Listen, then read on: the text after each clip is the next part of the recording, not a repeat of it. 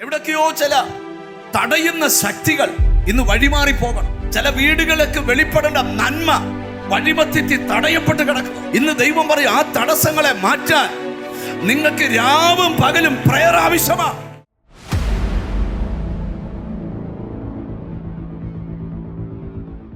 തെസ്സലോനിക്കർക്ക് എഴുതിയ 1-ാം ലേഖനം 3-ാം അധ്യായത്തിന്റെ 10-11 വാക്യങ്ങളാണ് നമ്മൾ ധ്യാനിക്കാൻ പോകുന്നത്. ഇനി നിങ്ങളുടെ മുഖം കാണുവാനും നിങ്ങളുടെ വിശ്വാസത്തിന്റെ കുറവ് തീർപ്പാനുമായി ഞങ്ങൾ രാവും പകലും വളരെ താല്പര്യത്തോടെ പ്രാർത്ഥിച്ചു പോരുന്നു. നമ്മുടെ ദൈവവും പിതാവുമായവനും നമ്മുടെ കർത്താവായ യേശുവും ഞങ്ങൾ നിങ്ങളുടെ അടുക്കൽ വരുവാൻ വഴി നിരത്തി തരുമാറാകട്ടെ. മതി. പൗലോസിന്റെ കരത്താൽ രൂപപ്പെട്ട ഒരു സഭയാണ് തെസ്സലോനിക്ക സഭ. തെസ്സലോനിക്ക സഭ പൗലോസിന്റെ ശുശ്രൂഷയിൽ എഴുന്നേറ്റ് വന്നൊരു സഭയാണ്. പൗലോസ് അവിടെ വളരെ കുറച്ച് ദിവസം മാത്രമേ തെസ്സലോനിക്കയിൽ ഉണ്ടായിരുന്നു. എന്നാൽ കൊരിന്തിൽ പൗലോസ് ഇരിക്കുമ്പം തെസ്സലോനിക്കയിലെ വിശ്വാസികളുടെ വിശ്വാസത്തെ തൊട്ടുണർത്തുവാൻ പൗലോസ് ലേഖനം എഴുതിയിരിക്കുക. നിങ്ങളുടെ മുഖം കാണുവാനും നിങ്ങളുടെ അടുക്കൽ വരാനും എനിക്ക് ആഗ്രഹമുണ്ട്. അതിന് ഞാൻ രാവും പകലും പ്രാർത്ഥിക്കും. എന്തിനാ വരുന്നതെന്നറിയാമോ?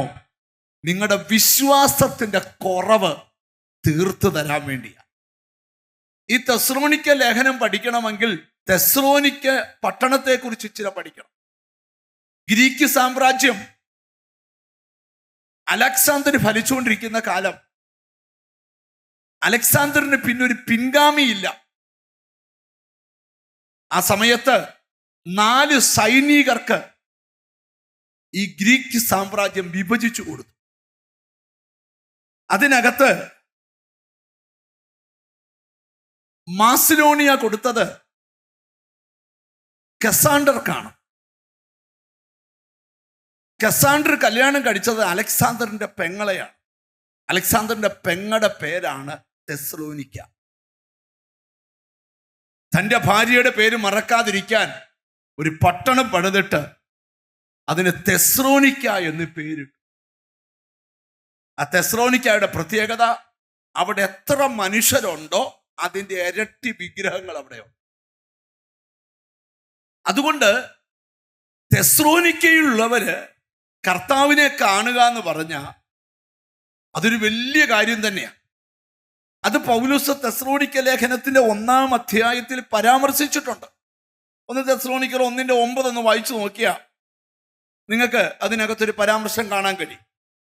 സ്തോത്രം. ഞങ്ങൾക്ക് നിങ്ങളുടെ അടുക്കൽ എങ്ങനെയുള്ള പ്രവേശനം സാധിച്ചുവെന്നും ജീവനുള്ള സത്യദൈവത്തെ സേവിപ്പാനും.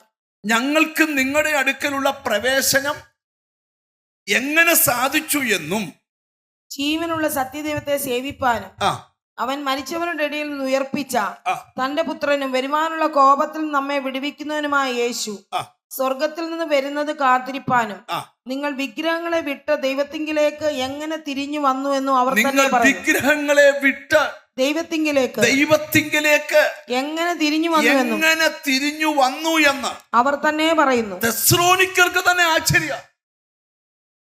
അതിന്റെ കാരണം എന്നാന്നറിയാമോ? 3-ാം സ്വർഗം വരെ പോയ പൗലോസ്, ദൈവശക്തിയാൽ നിറയപ്പെട്ട പൗലോസ്, തൻ്റെ മേൽ വെളിപ്പെട്ട വചനവും അഭിഷേകവും അധികാരത്തിനു മുമ്പിൽ തെസ്സലോനിക്ക പട്ടണത്തിൽ വാണ ദുഷ്ടശക്തികൾ പൗലോസിന് മുമ്പിൽ പരാജയപ്പെട്ടു.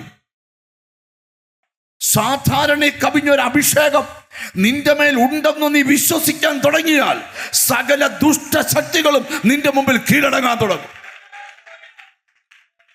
തെസ്സലോനിക്കയില് ഉള്ള വിശ്വാസികള് പൗലോസ് പറയും, എനിക്ക് നിങ്ങളെ കാണാൻ, നിങ്ങളുടെ മുഖം കാണാൻ എനിക്ക് ആഗ്രഹമുണ്ട്. അതിന് രാവും പകലും ഞാൻ പ്രാർത്ഥിച്ചുകൊണ്ടിരിക്കുക. അതിന്റെ കാരണം അതേ തെസ്സലോനിക്ക ലേഖനത്തിൽ എഴുതിയിട്ടുണ്ട്, 2-3 വട്ടം നിങ്ങളുടെ അടുക്കൽ വരാൻ ഞാൻ ആഗ്രഹിച്ചു, എന്നാൽ സാത്താൻ ഞങ്ങളെ തടഞ്ഞു. ചില ആഗ്രഹങ്ങളെ സാത്താൻ തടയും. ആ തടസ്സങ്ങൾ മാറാൻ രാവും പകലും പ്രാർത്ഥന ആവശ്യമാണ്. എവിടൊക്കെയോ ചില തടയുന്ന കൈകൾ ഇന്ന് മാറാൻ പോവുക.